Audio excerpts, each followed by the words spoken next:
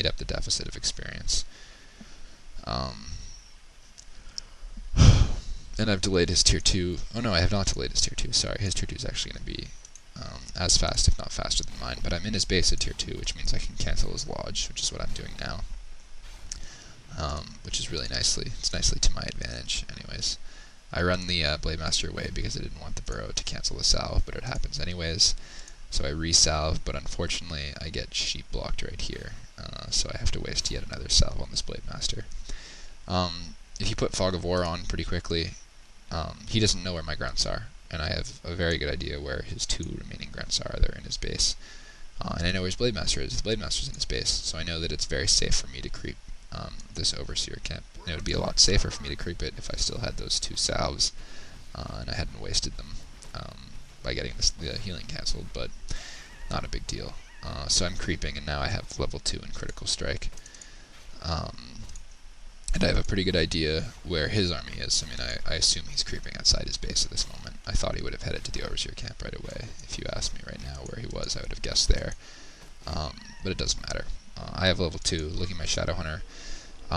Notice I've bought Scroll of Speed, Clarity, and the healing salves. That's because if he chooses to focus a grunt and hex it, I can save it by using the speed scroll. I can also save my Shadowhunter by using the speed scroll. I headed straight to that Overseer camp because I was hoping he would be there. He, on the flip side, heads to mine, hoping I would be at that one. So while he's looking for my army, I'm creeping just to my advantage. I mean, it's not a huge advantage, but it's significant.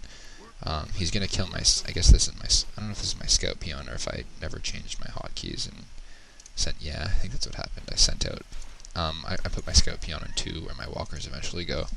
So occasionally I'll end up sending my scout peon to my army. I don't know. That's probably how that happened. I've crept up, but I don't really... I mean, I know I have the 2 ground advantage, but other than that, there's no huge advantage on my part. I am near his base, though, and I know he's near mine. So it's always good to attack before he attacks you, especially because we've both sold our town portals. So I take out his Voodoo Lounge.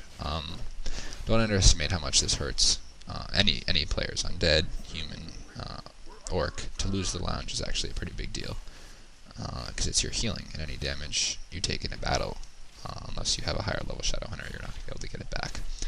So he focuses down my Raider, which is really, I told you already, that's unfortunate, because Ensnare is researching as we speak, and he will have it, and I will not. But I'm able to focus down his Shadowhunter and kill it, and he very wisely ports away. Because if you do not have Ensnare or Hex, you cannot fight a battle versus Ensnare or Hex, so he wisely ports to save the Raider. And actually that's a pretty even... Excuse me, I keep yawning. That's a pretty even trade on both our parts. So no huge disadvantage to him there. Once again, notice he's chosen to go with early Kodos. I'm really not a fan of that strategy. I don't advocate that at all. I've put out a peon here. I just want to point that out. It's to make sure I don't get jacked while I'm creeping the gold mine, because it's a vulnerable place to creep. But anyways, I get level 3 and level 2, so I'm 3-2 versus 2-1, which is a really nice position to be in, because I could head straight to his base and harass his gold, or I can find his army. And I check, of course, the most logical camp for him to be creeping. He's in fact creeping it, and this is about to illustrate why you don't go early Kodos. Ensnare, and it dies so quickly, and there's very little he can do to save it. I mean, nothing really. The siege damage of the Raiders takes it out very quickly. Notice he focuses down my walker first. Good move on his part. I should have form shifted, but I don't. I tried to get a surround off on his Shadowhunter. It doesn't really matter that I didn't, because it's so low level it's going to die anyways. I've brought the peons in because I know this is going to be a fairly game-deciding fight. So I'm attacking with those. Unfortunately, I have no walkers and he has 2, so this is to his advantage. He's going to be fighting with a better link than I am. But I've already taken out his hero, and I have Healing Wave on my Shadowhunter, so that's going to play an impact. He chooses to focus down my weak Blademaster, which is a pretty fatal decision on his part. I mean, if he'd got a kill, it would have been very, very good for him. But he doesn't. And you can see most of his army died in the process. And once again, the Kodos just get ensnared the second they come out, and that is game. I guess the point of this was to illustrate how important the little decisions you make may affect the game when you choose to creep versus when you choose to harass, and your creep routes especially. David, I have to give him so much credit because he came up, he used this. I've used the lounge first build on Knollwood Mana Fountain and in 2s before, but I'd never thought of using it on Twisted Meadows, and it's actually helped me a lot versus Farseer users especially. So I took I've stolen his build, and I've adapted it to my own uses, but you see it's a pretty solid, pretty adaptable build.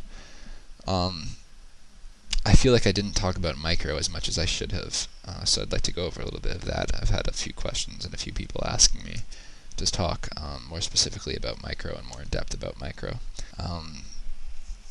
Basically, and I mentioned this a few times during the audio, assuming they're two players of equal microing abilities, if one of them has ensnare and the other one does not, the one with ensnare is going to win every single time, because whatever he ensnares is guaranteed to die, whereas whatever the opponent attacks can be run away.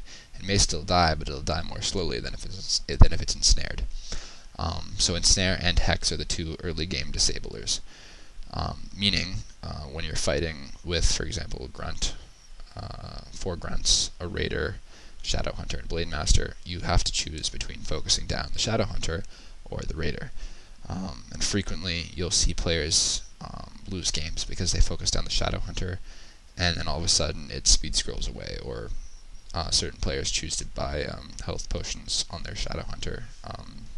Live Only Twice did it to me, for example, in the second game of this audio.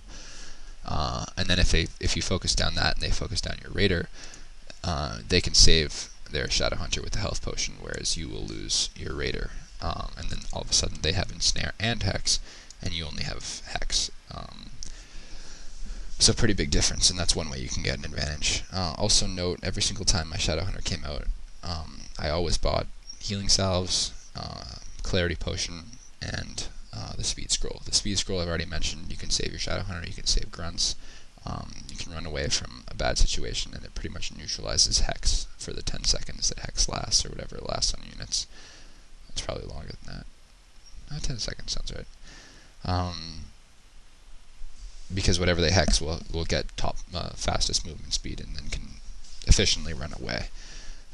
So that's the reason you buy the 50 gold heal scroll. Always very important. You buy the salves because whether or not you choose to harass or creep, it's nice to be able to heal your army away from your base.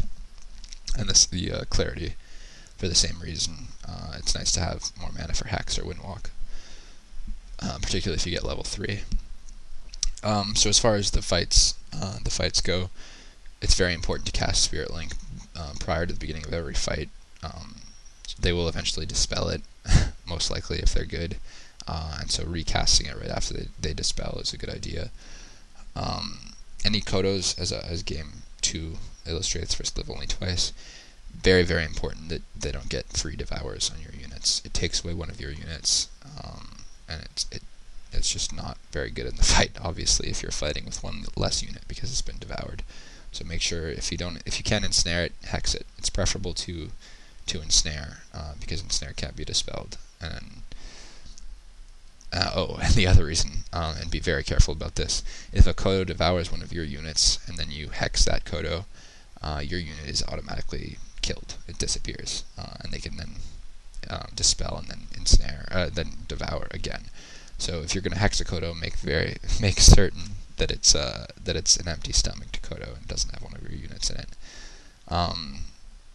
As far as what you focus during the fight, I don't want to tell you focus down X or Y or whatever. I've already pretty much said in the smaller fights you have to choose between the raiders and the shadow hunter.